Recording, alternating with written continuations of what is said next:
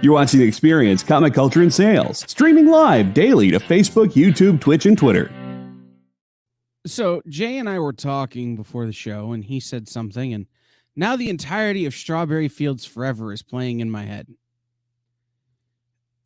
I would say that this is concerning, but it's helping me block out some of the comics I read this week, which I didn't particularly dislike, but my brain just cannot compute any further. It's been that kind of day, guys.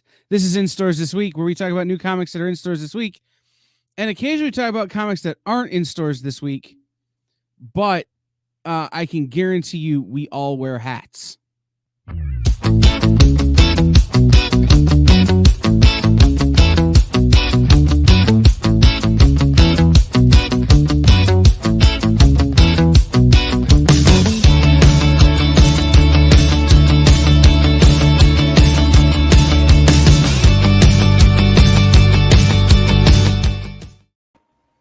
Welcome into this week's cranial clothing fractal geometry lesson with Kyle, Dan, and Jay, where we talk about the different positionings of which the bill of the hat can sit and still be comfortable. This is not one of them. Right. The answer is Dan is wrong. Now I'm gonna have to go the whole show like this. Jeez. No. So last night on Miss Jen or on the sales show, the Mishmash show, we give whoever's running that show dad jokes to cue them for commercial breaks because they often forget. Mm-hmm. And so I sent Jenna all math-based dad jokes because Jenna likes math. Mm-hmm. I didn't understand any of them. When I did some work for Top Cow, I did the book Artifacts. One of the characters in Artifacts is a math. She uses math like magic. And does she die in the first issue? Because that's the only way I read that book. I have the Tom Judge character tell a math joke. And I think two people got it. But there is this really bad math joke I wrote into Artifacts because I thought, well, how often am I going to get to do a math joke in a comic book? What's up, Jeff Wedding, Cool Gamer, Triple B? Anybody else in the comments? The answer is none, Dan. None. So, this is In Stores This Week. We're going to talk about new books that are in stores this week. And we were having a debate, Jay and I, a few minutes ago. There's a book this week that we read issue 4 that I'm 99% certain we haven't read 1 through 3. Right. We haven't. All right. I was going to say, if we have read 1 through 3, I'm going to start a GoFundMe in the comments for Ginkgo biloba. If you could super chat over there on the YouTubes for the Ginkgo biloba fund. But if we haven't actually read 1 through 4, 1 through 3, I'm all right. We get so few things from Vault. Plus, it's Zach Kaplan. So I thought, I'm going to throw it in. I wanted to get us up to 10 books. And I read it and actually liked it. Yeah, I think so did Jay, and we'll talk about it. I didn't read it because I can't with issue 4 and not having read issue 1 through 3. I would be sitting here, my whole body would be itching. That's the thing, though, is it didn't. I mean, there was enough little hints to what happened before, but overall, it was basically a commentary on social media, which I thought was really well done. That would not stop the allergic reaction. But I now am going to go to the local comic shop and buy 1 through 3 because it seems like something I'm going to be into. So let's get started with our comic books. We're going to start with a comic book that's not really a comic book so much as it is a picture book. Well, they had a little story in the beginning. Right. There was a little story, but really, the story is there. It's like reading it for the articles. Yeah. Grim Fairy Tales 2022 horror pinup special. I read it for the articles. If you love Zetascope covers and don't care about the interiors, this is the book for you. I mean, that's there's no lie there. There's a short horror story in the beginning, and the rest of it's a pinup book, and it's some really good art. You know, I mean, it's some classic Zetascope looking style. It's very cosplay cover. You know how they'll throw their characters in other character companies' cosplay costumes. I'm not sure how that legally works. I've been wondering about that for a long time, but you know, it's like they're all the Spirit Halloween store version of characters. Speaking of, is anybody here going to see the Spirit Halloween store movie? I hear that it's only going to show up in empty theaters. No, it's going to show up in out of business Big Lots. Yeah. Former Circuit Cities. Yeah, there you go. Is Um, Big Lots out of business? no, but they keep upgrading buildings like around me. Yeah. So they'll move like down the street from where they were into a nicer building. Mhm. And then immediately either a Harbor Freight or a Spirit Halloween will go into their old building. I made a meme a couple years ago that it said, it's not that I've been single that long, but this is the other side of my bed, and I had a Spirit Halloween sign on the other side of my bed. No, so the premise of the Spirit Halloween movie is that a bunch of kids break into a Spirit Halloween store at night, and then actual spooky stuff happens.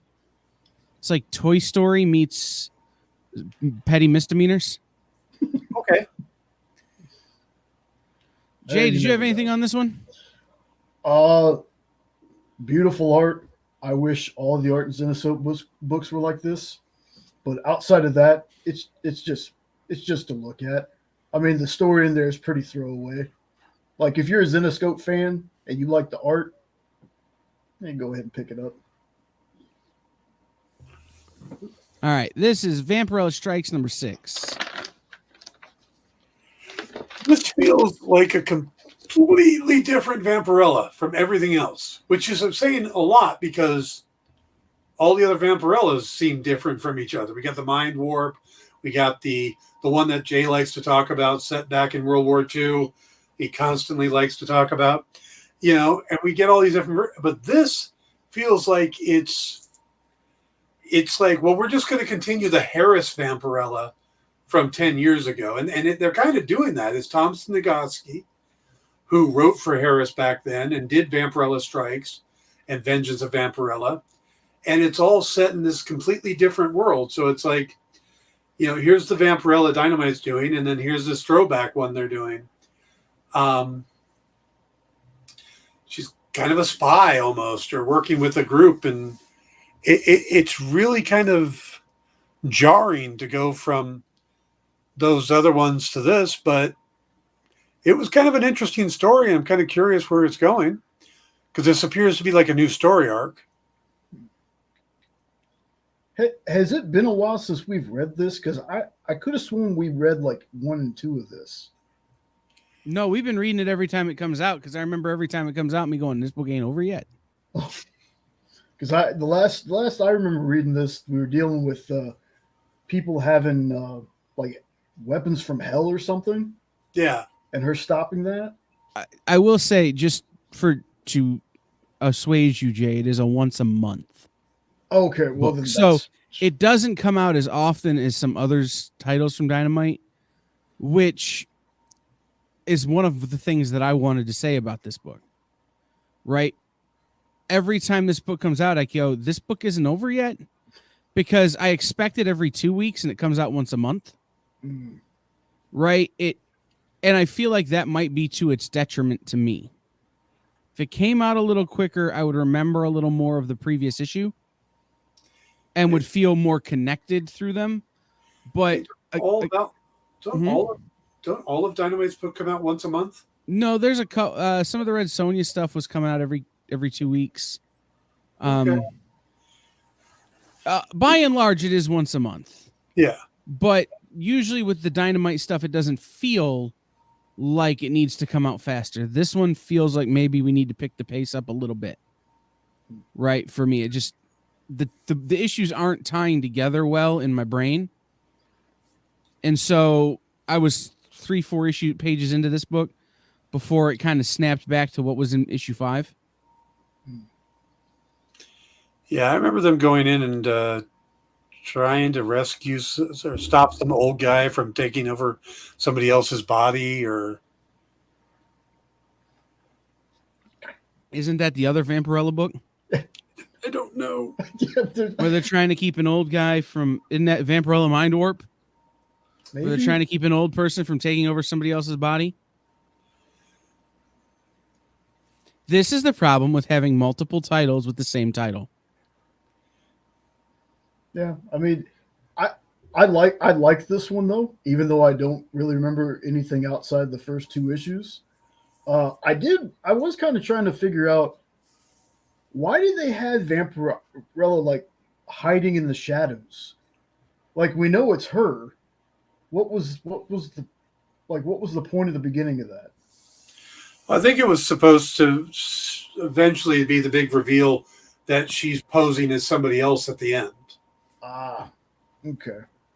That makes sense. Yeah.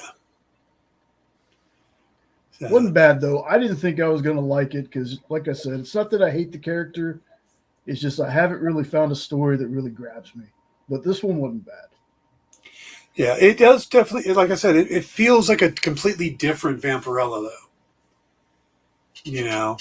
Like, some of those you can see kind of feel like they tie together, or like the Christopher Priest stuff is obviously linked. This feels like it's a completely separate universe. You know, this is an alternate reality Vampirella. And so in my reading this book, I enjoyed it as well, but it didn't feel connected to anything except for maybe those old school Harris books like you were talking about. And I'm like, okay, if you say somewhere that this is in that universe, I feel differently about the book as I read it. Mm-hmm. You know, that's my big takeaway is good. Tom Snagowski's a great writer, but there's nothing pulling me into this book every time until I'm well into this book. And if you're looking for someone to pick it off the shelf, if the first page or 2 isn't doing it, it isn't going to happen. And this book is not connecting quickly enough. So I think would it be helpful if they start doing more of those last time on previously on Collars, the comic book. Yeah. Because there are so many Vampirellas and Red Sonjas that reading that paragraph would be helpful. And I think that's a note we should give Nick. Hey, man. Like, it would be we think it'd be super helpful if sometimes there was a previously on, like a catch-up panel or exposition, you know, the throwaway character. You know, somebody just going, you know, last time you saw us, this isn't a 7. Are you saying it should be a red shirt? No, it's a catch-up panel. Ketchup. You should ask JD how he feels about Hunt's ketchup.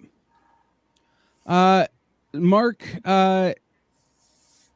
no, not at all. So Mark is asking, isn't Vampirella all about the covers? Not at all. This Vampirella Mind Warp book we've been reading, really interesting story. Yeah. We had the Vamp, which Jay has been hung up on for longer than anyone should be hung up on a one-shot. Yeah. That was really good. Vampirella, the covers, it's like Zenoscope books. The covers hook you, but they're really good writing and art on the inside as well that keep you coming back for more. Mm-hmm. So,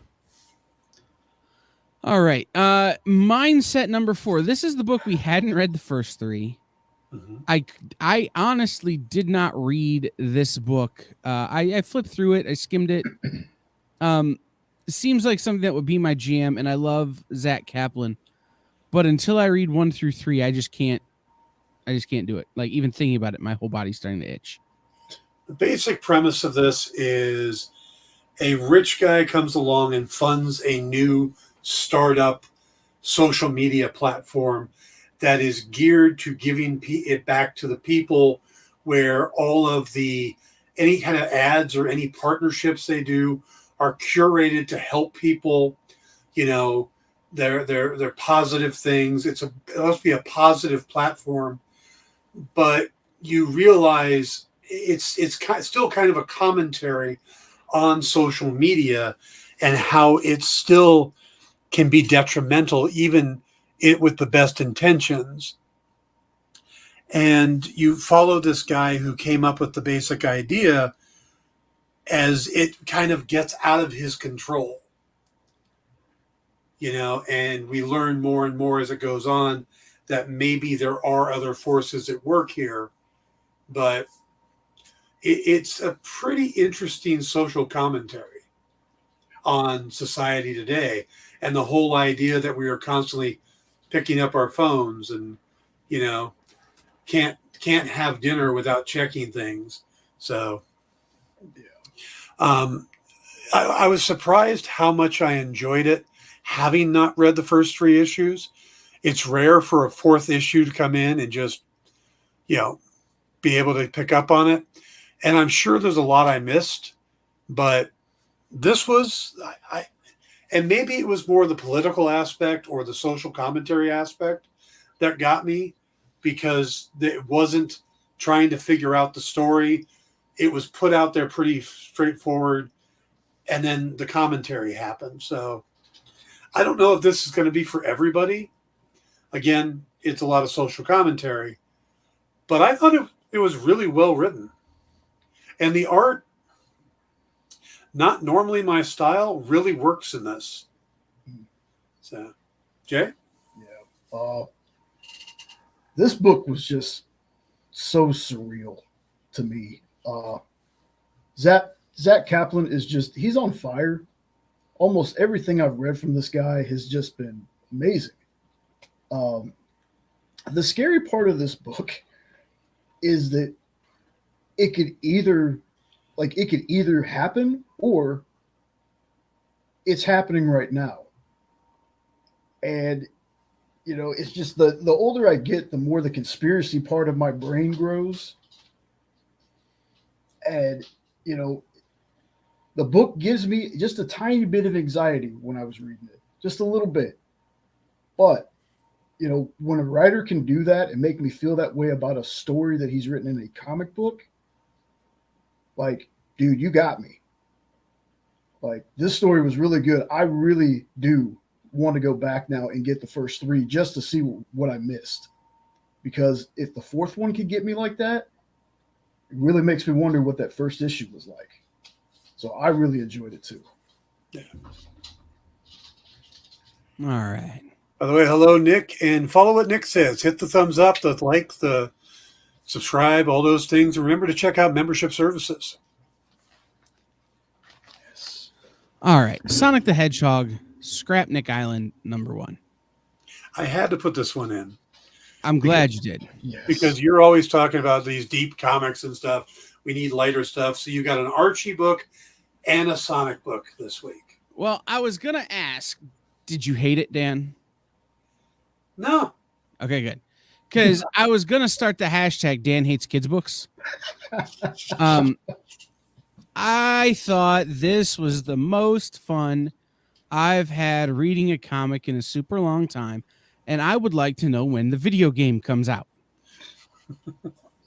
Right? Like, everything about this feels to me like the Island of Misfit Toys meets Sonic the Hedgehog. The only qualm I have is that Tails is in it, and I'd rather it be Knuckles or somebody else. Like, I don't like Tails, but that's like a personal preference thing. So you always choose heads? Hey, we're not talking about a coin flip. We're talking about Hedgehog sidekicks here. And if we're going to have something called Sonic and Hedgehog, we need to have the other guy not be Tails. Again, personal preference. I thought this was super fun. It had strong Scooby-Doo vibes, like in that there's a swerve in the middle that's not really that big of a swerve, and then all of this stuff kind of comes at the end and introduces you to the world we're going to be living in this book. I made a comment last night on Nerd News Now to Miss Jen about how when Archie let go of the Sonic, or I don't know if they let go of, when the Sonic IP left Archie Comics, I got very concerned because I had always enjoyed the Archie books from them. And it came over to IDW, and IDW has done nothing but crush it. They have done nothing but the best of work on this franchise. With his, they've treated the IP really well and really strong books all the way through. Yeah. I got a comment before I talk about the book. Kyle, you have opinions on some of the strangest things. I mean, you are one of the most opinionated guys I know, and you've got opinions on things that I don't think a lot of people have opinions on. You mean everybody didn't think about what would happen when Sonic left Archie? I was talking about having a favorite sidekick for Sonic. Oh, Dan, when I was a small child, the way my parents were able to go to the grocery store was to send me to the video game section to that sample console they had with the Sonic the Hedgehog game in it and be like, don't leave. Like, this is every bit of my 34 years has included Sonic the Hedgehog. And then they left, right? They tried that a couple times. It didn't stick. I'll be honest. I didn't know Sonic had moved to IDW until this was one of the options to review today. And I went, wait, wasn't that at Archie? Which then made me go look and see what Archie had this week, reminded me of them, which is how we got Fear the Funhouse. I am not that big up on Sonic. I didn't play the game, stuff like that. I haven't seen any of the movies. I know some of the names. I know Tails. I know Knuckles, Dr. Robotnik, stuff like that. But so this was probably the first Sonic comic I've ever read.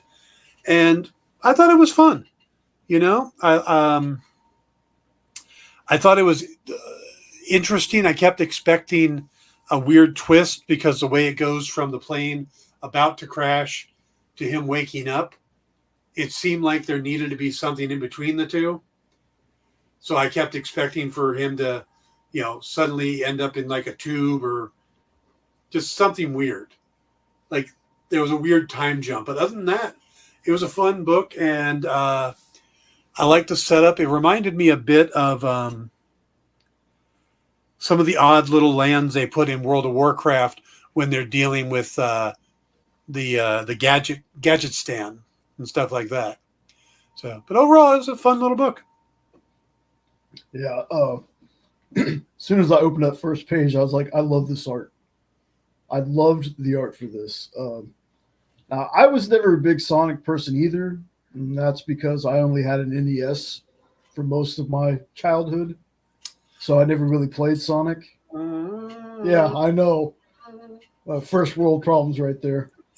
Hey, my first system was actually a PlayStation, but again, my parents would send me off to the video game section of the store. Atari 2600. Nice. A little bit jealous. But that being said, I love the Sonic cartoons. The one with J. Lil White. Loved that cartoon as a kid. I've actually really enjoyed both movies. And I really had fun with this book too. It felt like it was over before I knew it, and I wanted to know more. If you're a Sonic fan, I will tell you should definitely pick this one up because Daniel Barnes, Daniel Barnes has just crafted an awesome story with this. It was a super quick read, and Sonic and Tails felt like Sonic and Tails, like from the cartoon for me.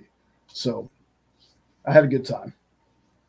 I will say that there's currently solicited 3 issues in this series. I don't know if there'll be more or not, but they do not have publication dates announced for issues 2 and 3. So just keep your heads up for that. And Dan, make sure you're checking your IDW every week for Sonic. All right. For Sonic. Specifically for Sonic. All right. Hellboy in Love, aka when Hellboy had a meet cute on the bullet train with starring Brad Pitt. I like this a lot. Oh, yeah, 100%.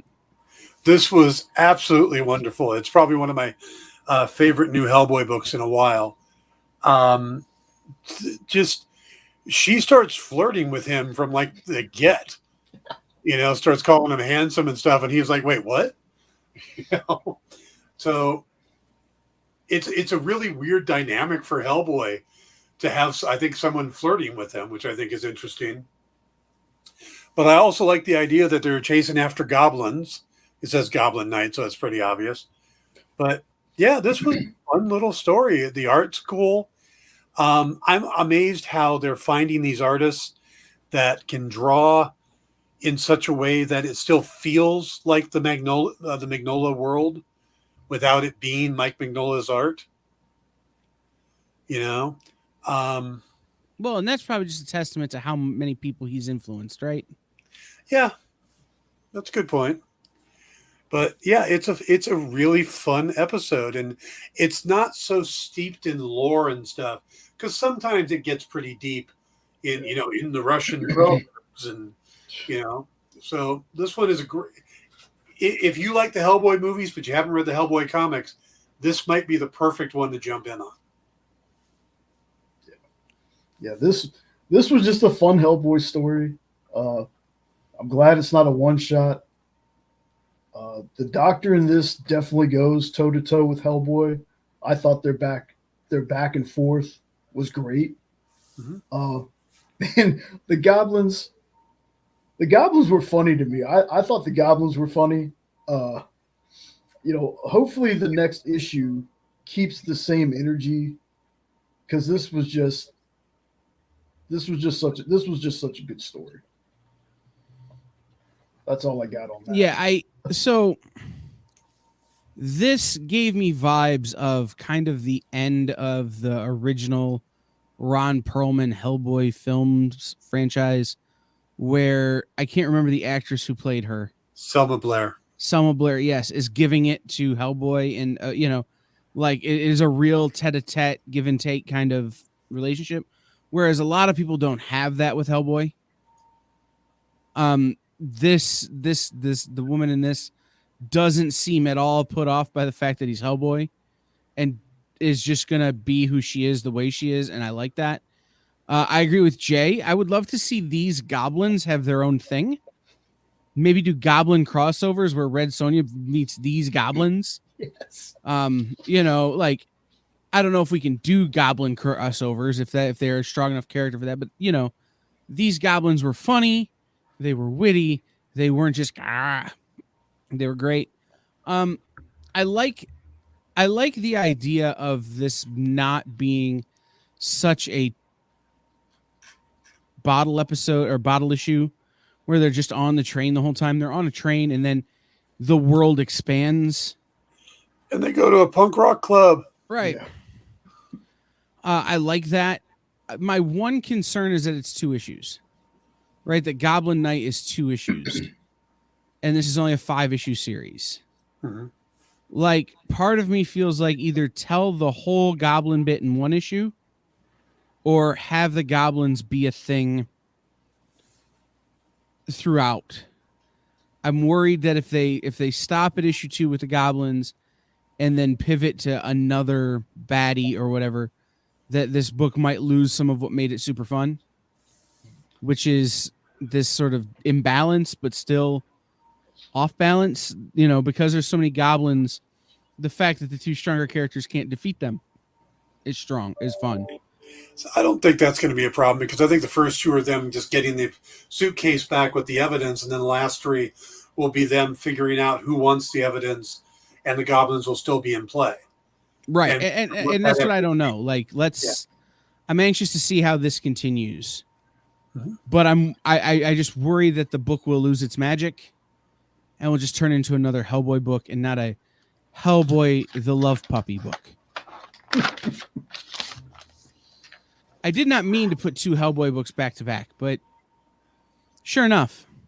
Castle Full of Blackbirds #2. You could easily forget that this is a Hellboy book. I mean, he pops up in here, but he's not in the first issue at all. He is. He is? Yeah, but it kind of in the same amount he's in this book.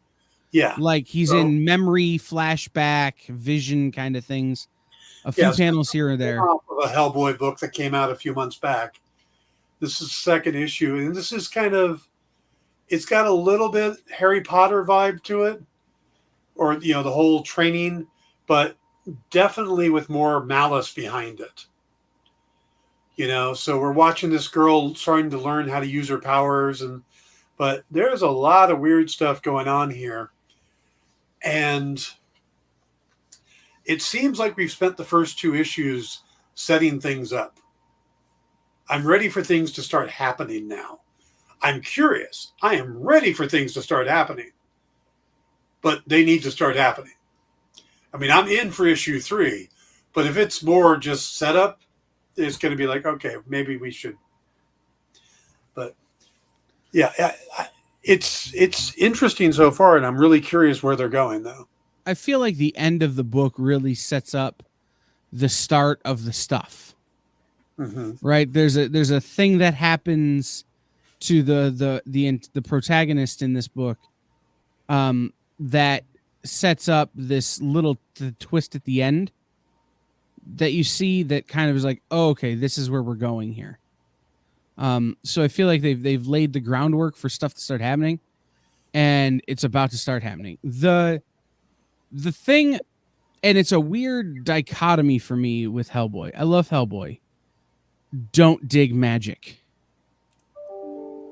Right? And this feels more magic than sort of demonic, or I don't know what you would call Hellboy, right? Like it certainly has a fair amount of magic, but it's this weird kind of other magic, black magic kind of thing.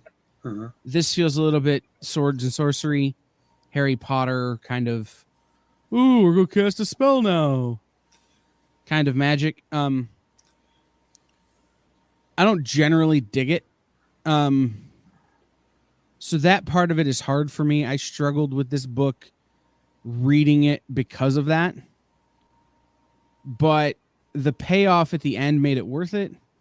And so that's what keeps bringing me back. If they keep paying off like they have been, then I'm in. And now Kyle can justify this salt packs he carries in his pocket all the time. Bro, you have no idea. Okay, so allow me to kind of be the crotchety old man here for just a minute. Now let me preface this by saying I had been without internet since Saturday. My internet wasn't actually back on. I didn't start reading till a little after 1 o'clock. So everything except for one of these books was the first things that I read. And I was just trying to fly through them so I could get some notes. I don't remember this first issue of this at all. Like it at all. Reading this, it felt like a weird fragmented story. I had no idea what was going on. I was confused halfway through it. I thought the ending was good. But at the beginning when I was trying to read this, I was like, what the hell is going on? I don't remember reading the first one at all. So I'm starting to worry about you guys because I'm the oldest one here and your guys' memories are crap. Well, we do spend 6 days a week, 5 days a week on this channel listening to people talk about comic books. It all starts to blend together at some point. Yeah.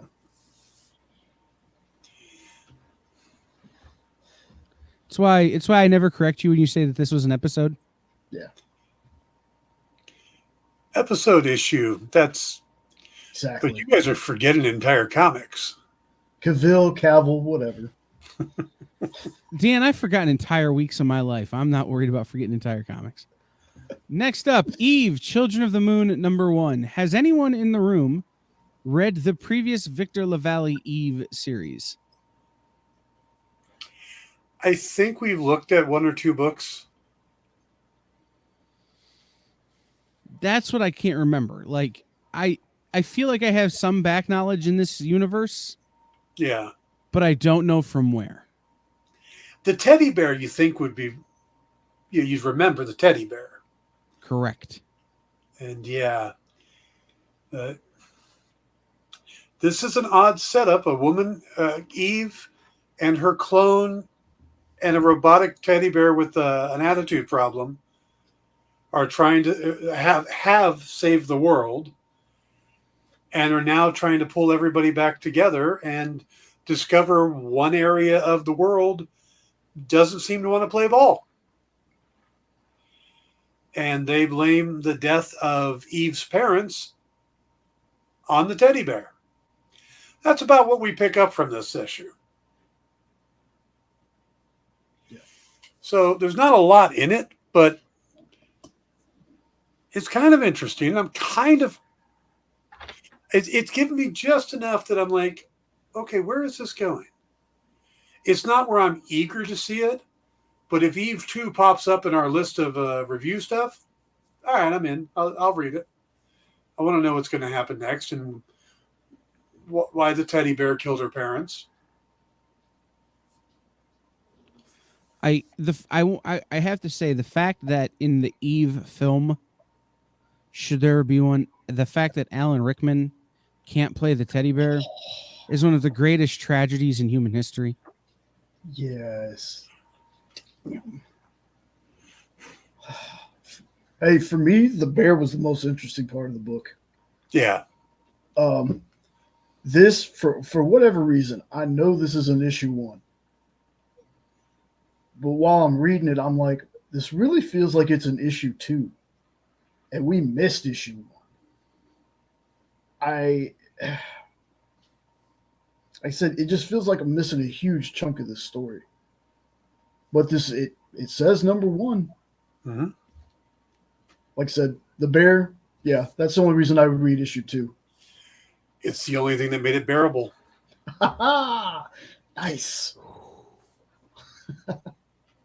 Yeah, so My work here is done. I'm looking at the covers from the first volume of Eve, and I pulled issue 1. It's on my pull list, which means Dan and I probably talked about issue 1. But we definitely didn't read it because we weren't reading books yet at that point. So I think having knowledge of the last volume would have very heavily helped this series. Or at least a previously paragraph. Yeah, at least the previously on paragraph. What's up, Ron Shepard? Yeah, for sure. Like, tell us, hey, you missed this. And they did some of that, right? Like, this is Eve. She saved the world. Yada, yada, yada, yada. Okay, great. Tell us a little more because we're missing something. Yeah. But overall, I liked the concept, right? Like, this is this post-apocalyptic utopian society kind of situation where everyone's on the same page except for one group that's totally not. And how do we get them on the same page? Or can we? And if we can't, what do we do? So to me, that seems like an interesting premise. And it's Victor LaValle, who wrote one of my favorite Frankenstein stories ever, in Destroyer. So, we'll keep looking. Fear the Funhouse. I'll take Go, this Jay. one. I'll take this one. So, again, not a whole lot to say about this one, but it's a bunch of campfire stories with an Archie twist. Very different art from most Archie books that I'm used to seeing. But then I realized that this was 2022 in this book. I really dug the stories were good, but for some reason I was really drawn to the last story, the one about Dilton. I don't know if it was like the rhyme scheme or the art, but I really liked that one. the first story is a little bit of a twist on the hook-handed killer tale that I've been going around forever. Yeah. So I like that, and I mean it's Archie, so it's really it's a palate cleanser book. You know, there's not really many Archie books where you're gonna just be whatever. It's too dark because it's Archie. But I liked it. Fun little book to read between all the darkness. I really like this. I like the new art, at least on the first two stories, because it felt like a new version of Archie. Whenever they draw the art and it looks as close to the standard or classic art, it all feels old. Even if it's a new story, it still feels old. This felt new and kind of more energetic to me. I liked the characters. I liked the redesigns. I thought the twist on the hook hand and how there was like a previous version of Archie, like, that whole love triangle thing has happened in the past. Like it happens all the time in this town. The second story I also thought was pretty good. The third story felt a little out of place to me. I don't know why they switched art, which not to say the art was bad or the story was bad, but it felt like a more serious horror story, and it was done in rhyming couplets, which also seemed out of place. So it's like you have these two stories that easily fit together, same art, same feel, and then boom, this completely different thing. And that kind of threw me off. But other than that, I thought it was a lot of fun. It was a cool little horror book. So the art in the first two stories feels a lot more like this Riverdale line that they are doing at Archie, that had Thrilling Tales of Sabrina and some of that, the post Afterlife with Archie, new Archie universe, right? Yeah. Which is a lot of caveats for an Archie book. But that all being said, to me, it felt the first two stories felt like if you were going to take Archie tropes and put them in tropic horror stories, right? Like, okay, you have a hook-handed killer. Here's how we fit the Archie tropes in it. Okay, we have a creature in the woods story. It's got to be Moose. It can't be anybody else. Like, it's just this is how we do it. The third story was the most interesting because it was the most out of character, right? And I think the fact that the art changes lends itself to that, to it being out of character. The fact that the rhyming couplets that it was written in a meter is also out of character. So it was meant maybe to throw your equilibrium off a little. And it did a good job of it. To me, this is the Archie version of Treehouse of Horror. Right? Like, it's that one Simpsons episode that doesn't really apply to anything else. Yeah. And they can do all kinds of stuff. And let's just see where it goes. I'm also going to take credit for that last story, because the writer of that last story is a guy named Michael Northrop, who spells his name like me, and there aren't a lot of those. So I'm going to chalk it up to he's my cousin, even though I've never heard of him, and take credit for it. I mean, that's just fair. Right? If we come across another Wickline, Dan, you can take credit for it. There's Matt Wickline, who's a TV writer. Right. If he writes a comic, you can claim credit for his work. Okay. I'll just rather write it myself. Jay Burns is too common of a last name. Yeah. You're going to do Frank Burns. Huh? You can claim Frank Burns. Ooh, ferret face. Okay. All right. I'm going to go first on Immortal Red Sonja. Okay. Every time we read this book, I'm ready for this book to be over. And then every time we read this book, I'm super glad it's not. This book was super fun, start to finish, this issue. Cannibals, the Green Knight, big twist at the end, a building that can walk. Like, there's just so much happening in this book. Oh, and by the way, the chainmail starts talking again. Spoilers. He's done pouting. Right. Like there's a whole run about why have you been talking? Like there's this whole big like it just comes off so perfectly executed here that and then there's an M. Night Shyamalan twist at the end that I really, really liked. So for me, this is one of those books that I just keep waiting for it to be over, and I don't want it to ever be over. By an M. Night Shyamalan twist, you mean something that's so obvious from the beginning that everybody figures it out? I just mean a twist that, like, we know there's a twist coming. Oh, hey, there's the twist. Yeah. I still love what Dan Abnett's doing here, and the fact that he's taken Arthurian legend and squeezed it into a Red Sonja story, and did so without it being, dry or feel like we've done this before. So, but yeah, this is still a lot of fun. The art seems to be slacking a little bit. It seems like it was tighter earlier on, but this was really good. It's still probably one of my favorite Red Sonja stories right now, or Red Sonja titles. It's probably my top one. I would say you try drawing a building that walks, Dan, and see if your art doesn't slack. But, well, I don't disagree with your statement, so we'll move on from there. I'm back to enjoying this one. I don't remember the issue before this, but I remember not really liking the issue before that one.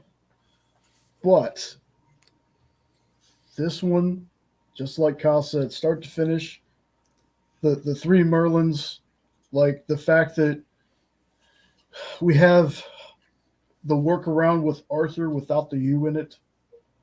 There's just little things like that I picked up on.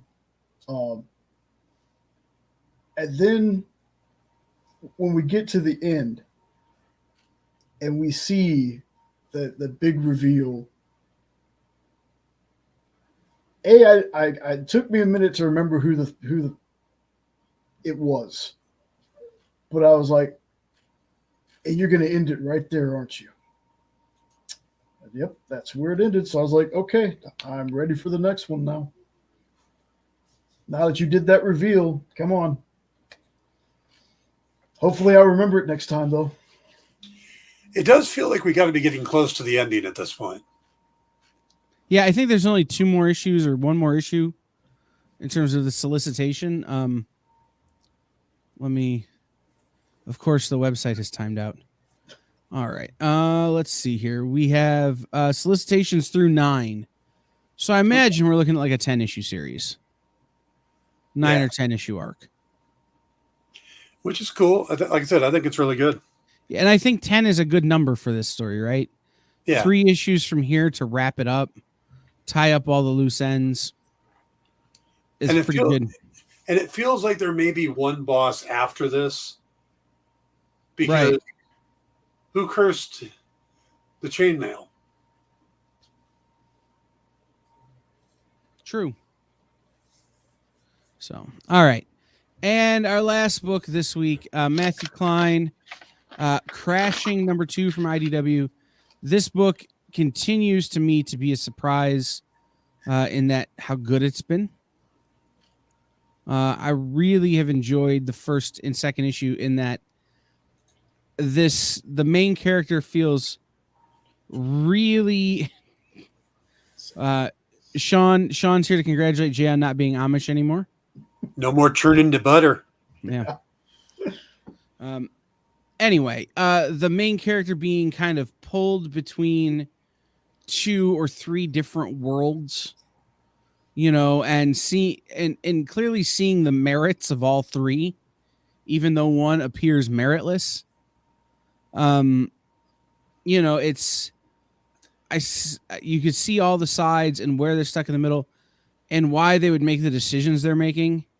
And the psychological part of that is very interesting to me as someone who, kind of can relate to it. So to me, that's good storytelling when you feel the way the character feels. Yeah, there isn't a good side in her life. You know, she's got the hospital, and that's crazy, and having to argue and fight Right. everything. The American healthcare system featuring superpowers. Yes. Then she's got the criminal side of that she has to deal with, and that's no fun. And then she's got her home life, which seems to have its own issues, and all of that. And she's trying to deal with being an addict. And it's like, this really is an intense comic. And I'm going to call this right now. This needs to be picked up for a series, for Yes. like Netflix or Prime, or somebody needs to grab this, because it is one of the most unique comics on the market right now. You guys think Nick will give me $1 million to make this TV show for the experience? I doubt it. Okay. All right, I'm gonna be super honest with this one too. I need to give this one another read. I rushed through it, and I don't think I actually gave it a fair assessment. Looking back on my notes now, because when I first went through it again, I was just trying to rush through, make sure I had everything read for the night, to take my notes and everything. And what I said was it was okay, because after the I guess the shock of the first issue kind of wore off, it was like, all right, not bad, but this wasn't anything that I'd have to have in my pool box or anything. But again, like I said, that was a rushed read, and I don't think that my first assessment was fair. So I think I'm going to give this one another read, because I really did like the first issue. So that's all I got for that. All right. Well, we have a couple minutes left. And so I didn't warn you guys that I was going to do this. We're going to sing Kumbaya, aren't we? No, because I'm only doing it because we have a couple minutes left. Is there a book that you're aware of that's coming out this week that we didn't read that you're looking forward to? Crypt of Shadows. Nice. Jay? I don't really keep up with the stuff that comes out in the stores. Jay, the answer is Postmasters. Oh, Postmasters? Well, I backed the Kickstarter for it, so I already have it, but... Like, I knew you backed the Kickstarter, so you could say that one in confidence, right? Yeah, I totally forgot about that till just now. I'm terrible when it comes to main comics. Usually I just let Jenna pick us out stuff. So... for me, there's a twofold answer. Destiny New York, the Halloween special by Pat Shand. I really liked what the last Destiny New York series that he did. And I know Pat is a friend of the experience, friend of Dan's, overall good dude. And the other book for me that I made sure I ordered real early on, just to make sure my shop ordered them both for me, is the marked Halloween special from Image Comics. It's two versions, regular and 3D. It's Brian Haberlin, right? Yeah, it's David Hine and Brian Haberlin. Another friend of the experience. It's true. But and it's true, and Jen and I have talked about this. If there is a next level to whatever comic book art is, Brian Haberlin is the person who will invent it. And so whatever he's doing, I'm in for. Yeah. Haberlin, Brian is awesome. I got to sit next to him at a convention a couple years back when he was hyping his Anomaly book, and got to see the process and stuff like that. And then when the show was over, he walked over and gave me one of them. And I'm like, oh my God.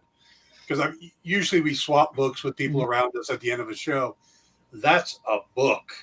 Yeah. I still have back problems from that book. Yeah. Well, my very first, maybe second retailer summit, that was out, and he was giving away a free copy to anyone who had attended retailer summit. And so I went by the booth and I showed him my little badge. And he hands it to me. And I didn't think about how heavy that book was and how early in the day it was. And I put it in my book bag and then walked around with a 20-pound book in my book bag for 8 hours. And like, I know I still have lingering arthritis from that book. Totally worth it, because that was the coolest thing I'd ever seen, right? Like, augmented reality was such a new technology at the time. To see it in a comic book where you're going like this with your phone, and here are these animations popping about. Yeah. So, yeah, I mean, and you don't even have to take any pills or anything to make that happen. But imagine if you did. Oh my God. We're not advocating anything the internet.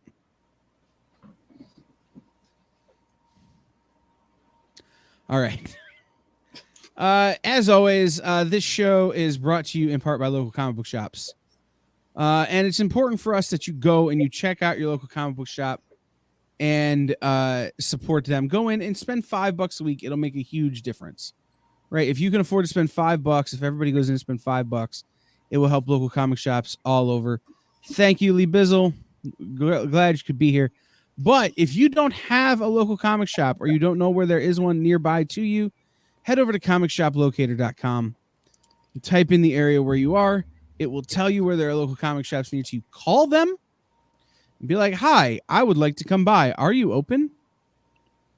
Don't do what I did and show up to a comic shop and they're closed because you just believed the Google.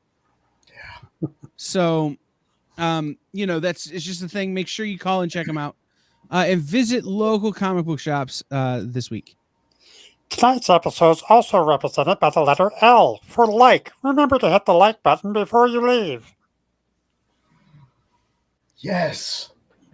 Dan, is there a L word that means the same as before? Do you know? Can you think of one? Because we should really make that an alliterative sentence. Mm-hmm. Leave a like before you leave. Like, yeah, needs. Just a thought. Yeah, it would have been better. I just thought of that off the top of my head. I know.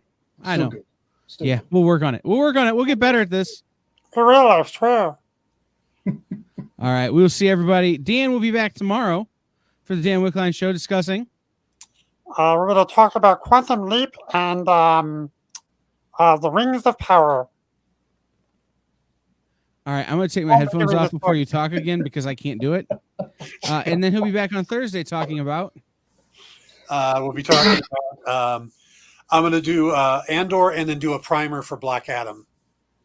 And then when are we doing a review of the Black Adam? Depends on my surgery Friday to see if I can get over to see the movie. If not, well, it'll be on HBO Max in 45 days. It's true.